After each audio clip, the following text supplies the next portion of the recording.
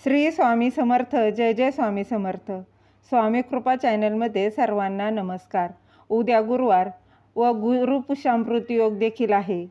तसेच गुरुपुष्यामृत योगाचे महत्त्व व त्या दिवशी काय उपाय करावेत हे मी सांगणार आहे.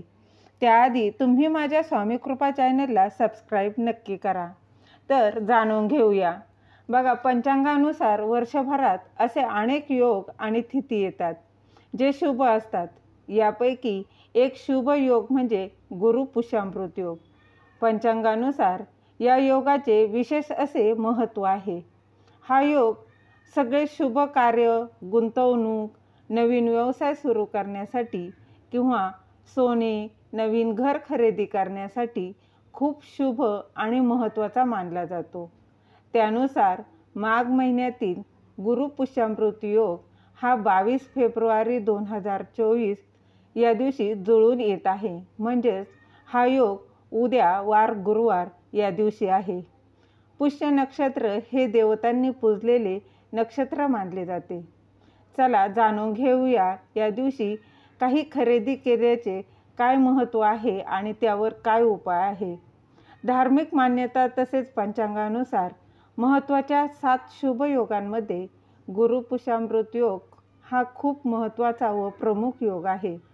हा योग गुरुपुष्य योग, गुरुपुष्य नक्षत्र योग किंवा गुरुपुष्यामृत योग आणि गुरुपुष्य अमृत योग या नावाने देखील ओळखला जातो. शुभ कार्य, गुंतवणूक, व्यवसाय आणि खरेदीसाठी हा योग विशेष असे याला महत्त्व आहे. हे नक्षत्र इतके शुभ आहे की देवताही पुष्य नक्षत्राची पूजा करतात. या योगात गुंतवणूक आणि खरेदीसाठी काही केले तर त्याचे पुण्य व त्याचा लाभ अनेक पटींनी लाभ होत असतो. त्यानुसार माघ महिन्यातील गुरुपुष्यामृत योग हा उद्या आहे व त्याचा मुहूर्त हा सकाळी 6 वाजल्यापासून 48 मिनिटांपर्यंत ते दुपारी 4 वाजून 43 मिनिटांपर्यंत आहे. तसेच गुरुपुष्यामृत योगाचे महत्त्व देखील आपण जाणून घेऊया. गुरुपुष्यामृत हा योग खूप शुभ मानला जातो. गुरु ग्रह पुष्य नक्षत्राचा अधिपती आहे. देवगुरु, बृहस्पती पद, प्रतिष्ठा, यश, संपत्ती आणि शुभतेचा कारक हा ग्रह आहे.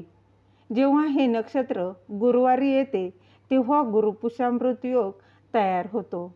या दिवशी या योगात काही उपाय नक्कीच करावेत. गुरुपुष्यामृत योगात नवा बिझनेस सुरू करावा. शेतजमीन, घर, वाहने किंवा सोन्या चांदीचे काही आपल्याला वस्तू खरेदी करायचे असेल, तसे पितळेचे हत्ती असे काही शंख खरेदी करणे शुभ मानलं जातं. यामुळे देवी लक्ष्मी आपल्याकडे आकर्षित होते. मात्र तुम्हाला गुरुपुष्यामृत योगाच्या दिवशी या गोष्टी खरेदी करणे शक्य नसेल तर तुम्ही या गोष्टी नाही केल्या तरी या योगात श्रीसूक्ताचा पाठ नक्कीच करावा. असे केल्याने माता लक्ष्मी आपल्यावर लवकर प्रसन्न होते व या योगात काही गोष्टी देखील टाळायच्या आहेत व त्या कटाक्षाने टाळल्या पाहिजेत. कारण पौराणिक मान्यतेनुसार गुरुपुष्यामृत, पुनर्वसू आणि रोहिणी या 3 नक्षत्रात सोने खरेदी करणे शुभ मानले जाते. परंतु या नक्षत्रात सौभाग्यवती महिलांनी सोन्याचे दागिने, नवे वस्त्रे परिधान करू नये. तसेच गुरुपुष्यामृत योगात विवाह देखील करू नये. पुष्य नक्षत्राला ब्रह्माचा शाप मिळाला होता. त्यामुळे या नक्षत्रात केलेला विवाह कधीही यशस्वी होत नाही अशी देखील या योगाला मान्यता आहे. दिलेली माहिती तुम्हाला आवडली असेल तर लाईक करा, शेअर करा, सबस्क्राईब करायला विसरू नका. श्री स्वामी समर्थ. जय जय स्वामी समर्थ.